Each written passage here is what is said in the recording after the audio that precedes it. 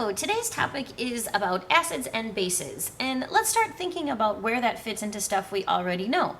Well, we already know some things about solutions. Solutions are things that have a solute, they have a solvent, solutes are mixed into the solvent, and that creates different kinds of homogeneous mixtures.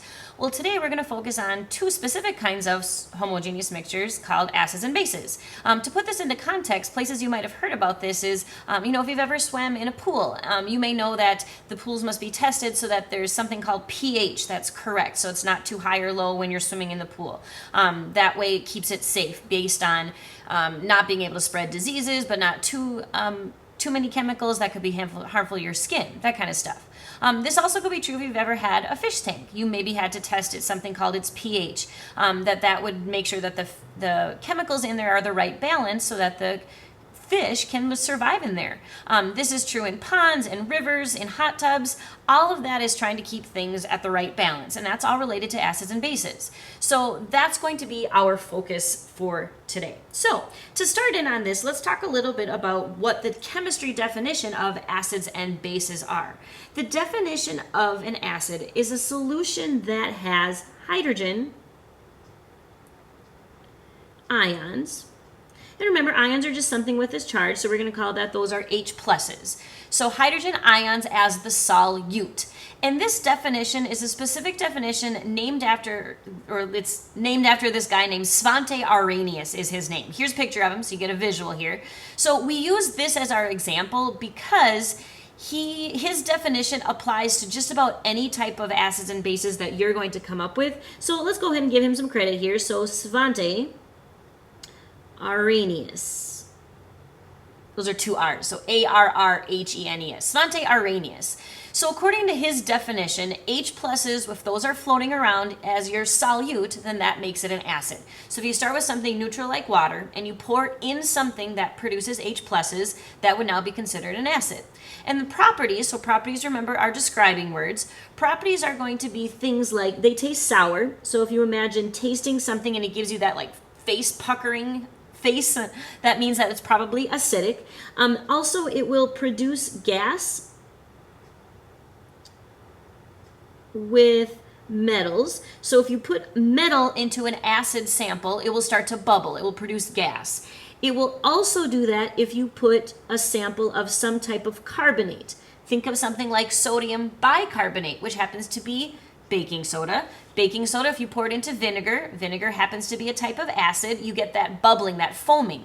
Well, that's what makes it, that's one of the things that defines it as an acid. So if you take an acid and you mix it with metals, or you mix it with carbonates, you will produce gases, bubbles. Another property is that it will conduct electricity, which is kind of interesting because there's ions floating around. It's kind of like having a battery in that solution and it will conduct electricity. So some common examples, so let's get a visual here. Here's some common acid examples. Go ahead and pick 3 of them from this list. Things like lemon juice or citrus fruit. Maybe you've heard of citric acid. That sour taste is because of that acid that's in there. There's acid in your stomach. This is what helps dissolve your food. It happens to be hydrochloric acid. This is why, this is kind of gross, but right before you throw up, sometimes you get that sour taste in your mouth. Well, that's because there's that acid from your stomach that's now in your mouth. This is also why it's really dangerous for anyone that has an eating disorder where they throw up a lot, because that acid can start to wear away their esophagus lining, the enamel on their teeth, and that can be a really bad thing. Soda, a lot of sodas have acids in them. It gives them that tangy or sour or citrusy taste.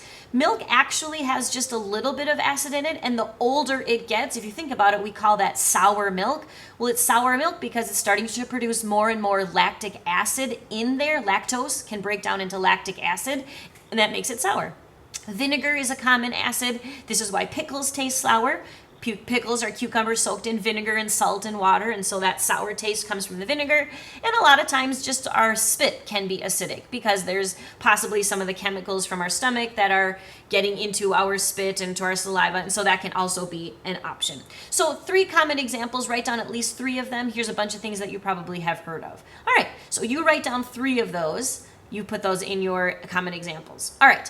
Let's continue on with our definitions and let's talk about bases. Now we're still going to use our Svante Arrhenius definition, only for bases, this is a solution that has hydroxide ions Remember, hydroxide from our peach seed is OH with a minus charge.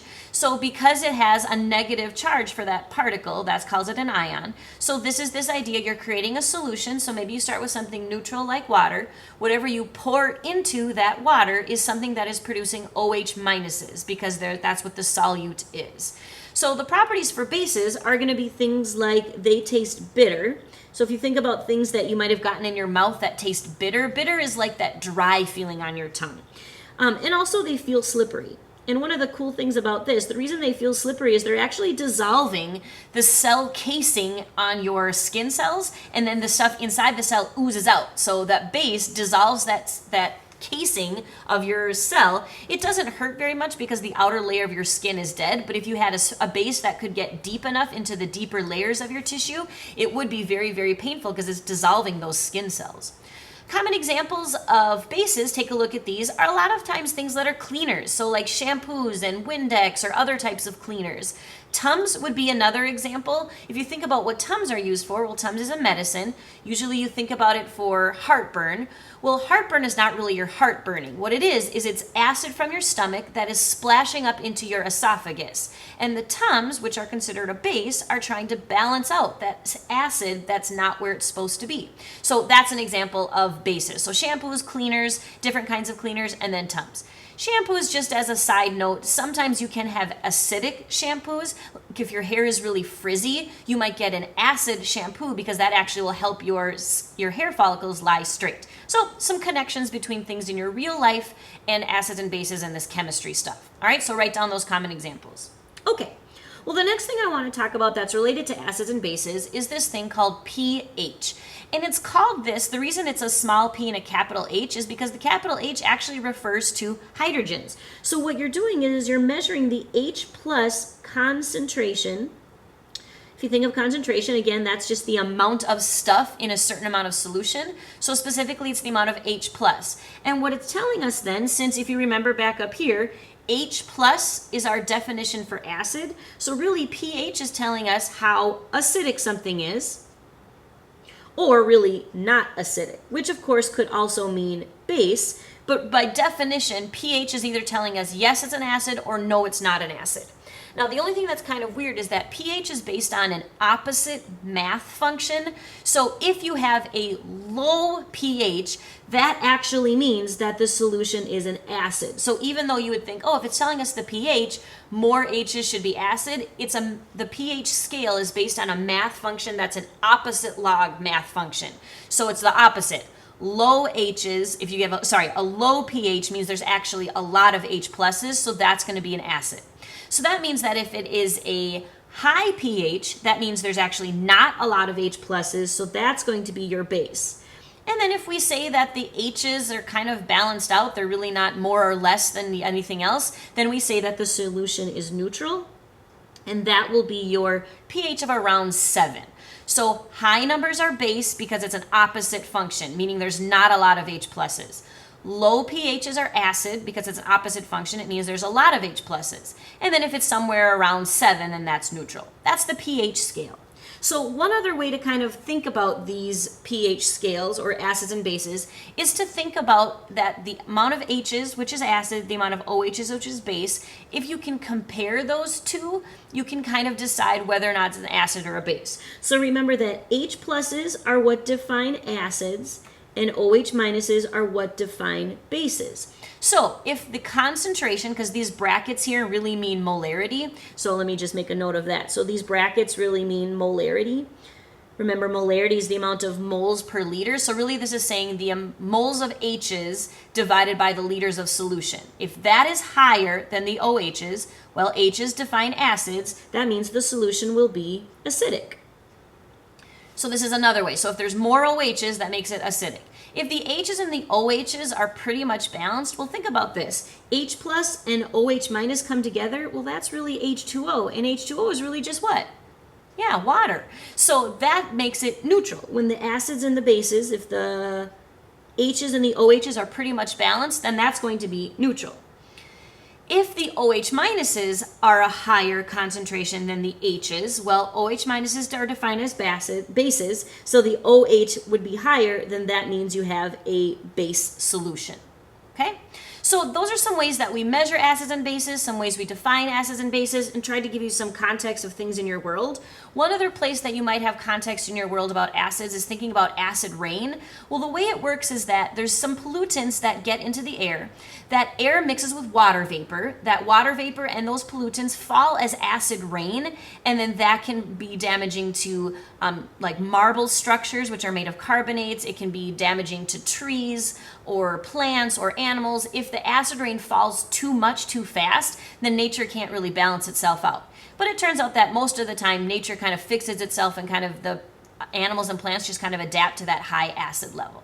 All right, so the last thing I want you to do before we move on is I want you to do a little bit of pH quick research, like it says. So what I want you to do is I want you to think of 5 solutions you use in a normal day. Things that you use when you're getting ready in the bathroom, things you use in the kitchen, or things in your garage, or things for cleaning. 5 solutions, and write those in here. Then just tell me what they're used for, used for cleaning, used for drinking, using for washing hair, whatever it is. And then I want you to do an internet search and look up their pH. And you can literally just type in something like pH of blank, whatever your thing is, pH of shampoo, or whatever it is. Then, based on your pH, decide is it acid, base, or neutral. Remember, acid is low pH, base is right around 7, and neutral is higher than 7. That's how you'll decide. When you're done with that, go ahead and show me, and then we'll move on to our next thing. Thanks for listening.